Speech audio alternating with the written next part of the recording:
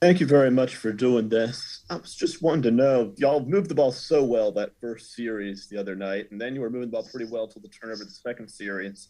What flipped? Was there anything? What was there anything that 49ers did differently, or what kind of changed things the rest of the game? Do you think?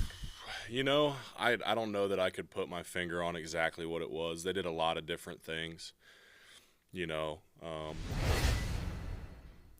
I feel like one big problem we had is we got behind. I think we got behind the sticks a little bit and gave ourselves third and long instead of third and short and third and medium at certain points.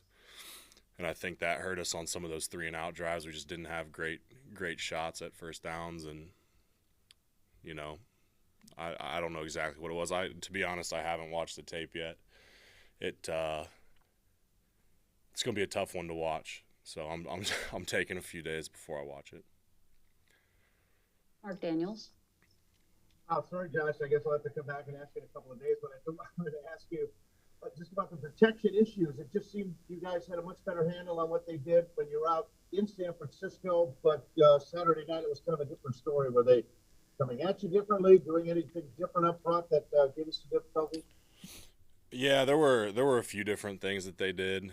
Um, nothing too insane. There were some looks that they'd only shown once that they pulled out of the bag, but um, it was small breakdowns. It wasn't it wasn't really anything crazy that they did. It was our own small breakdowns. Ryan Wood. Hey Josh, how did the knee hold up? And now that the season is Mhm. over, I was wondering if you could share just kind of what the injury was and what your kind of ordeal has been just to get back on the field.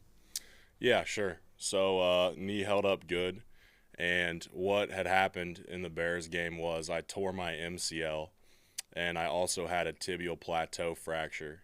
So they ended up doing surgery on both. They did a scope on my MCL, and then they put a plate and 6 screws in my tibia. Um, and that was kind of the process. So I was non-weight bearing for 6 weeks and just rehabbing it, trying to get my motion back in my knee. And then, at a certain point, it started to feel good, started to walk, and then it kind of flew from there, and I was able to come back in time. MK Burgess. Josh, what did you learn most in your rookie season, and how much did Aaron Rodgers' leadership help you? Yeah, it helped a ton. I learned a ton. Um, I don't think there's one thing I could even specifically point out, um, because there was just so many different things that I did learn throughout the season. But yeah, I mean, his leadership is huge. I was always so prepared because of him. I mean, like just for example, the weeks leading up to this last game that we played. I mean, he put me through the absolute ringer of calls and situations and the operation that we go through. I mean, I saw every look I could have possibly seen with all of that stuff. So it's just an example. Like I went into that game so prepared from an operations standpoint. So his leadership was everything. Bill Huber. Hey, Josh, getting kind of a little bit back to the knee and some other things. I mean, you had the finger early in the season, so you missed some time with that. You missed a bunch of time with the knee. I think you practiced 1 week and came back. I guess when you take it all into account, how do you assess your rookie season and the challenges that you overcame? Yeah. Um, it was a year with a lot of ups and downs, you know, a lot of things that were unfortunate. And, for myself, like my finger. My finger was fine, and I broke it, but that's not a problem. I just taped it up, and it didn't really even hurt that bad. But it got infected, so I got an infection in my finger that went into my bone. So I had to get IV antibiotics to stop that, from spreading all over my body, and that was the disaster with that. So, it was. I learned a lot about myself this season, and um, just how to battle back. But I think I can take those experiences and learn from them and be better in the future. So Tom Silverstein.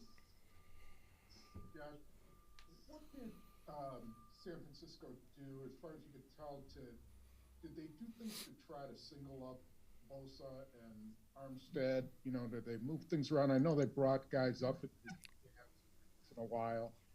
Were there things that they did well to try to single those guys up? Yeah, they moved them around a fair amount, and you know, I was trying not to give away any calls as best I could. Was trying to communicate with the other guys as best I could without giving too much to the defense. But yeah, they moved him around. They stood him up. They had him in 3 points. At one point they had, you know, two defensive ends walking around the A gaps. So they did a fair amount of opening those guys up and moving around, and they had a good game plan. Mike Spofford. Hey Josh, I know you didn't get to play as much, you know, your rookie year as you would have wanted, but given everything you went through, what you learned, what do you feel is your outlook for year two? Kind of what's your approach, and maybe what you feel your comfort level will be in a second season? Yeah, I think you know, I think I still have a lot to prove, and I'm excited to get the opportunity to do that next year. You know,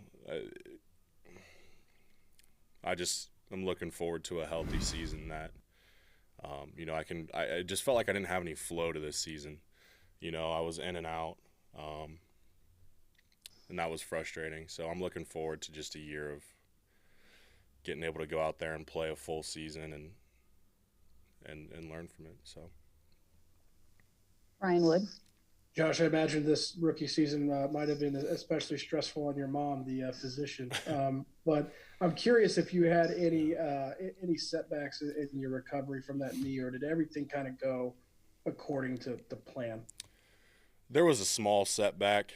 There was when I had first went back out onto the field and started running again.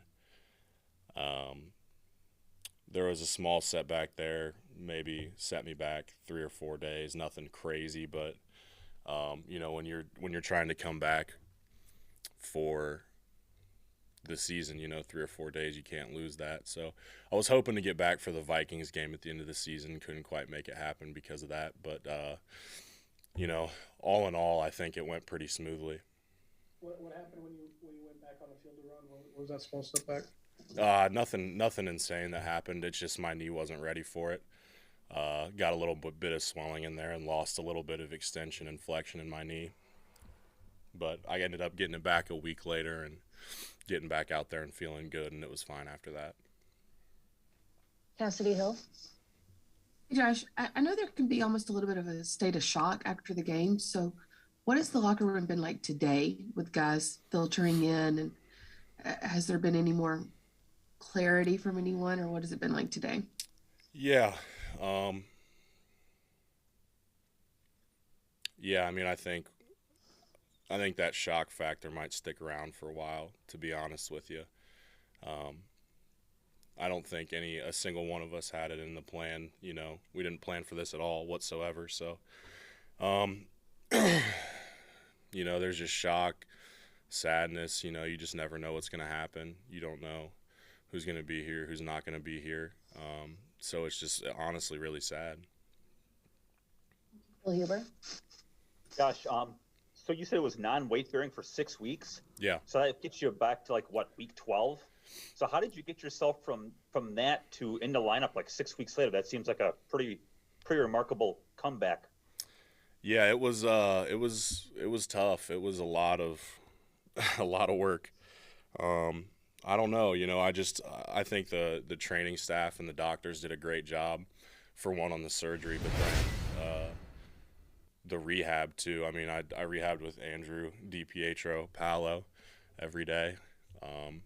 And I mean, he just did a great job, and I think we focused on my knee, but then we focused on everything else that it was going to take to get back to play, you know, just things that most people probably wouldn't even think about, you know, leg strength overall, glute strength, hip flexors, flexibility, motion, all of those things. We just knocked it all out so that I'd be ready to go when the time came. Tom Silverstein. So, Josh, I know when the season started that was a very veteran offensive line, and positions look pretty locked, but it all changed because of the injuries. But you, Royce, Josh, all got really good opportunities to play. You got Van Lanen back there as well. Elton, hopefully, probably will be back. Do you feel like, there's a young nucleus here that could build a offensive line for a while? I think there definitely is. I think, I think we have, don't get me wrong, we have plenty of good vets too, Dennis and Dave and Billy and Lucas and all those guys too. But yeah, I think our young guys are extremely talented. I think it's a group that could potentially stick together for a long time, yeah.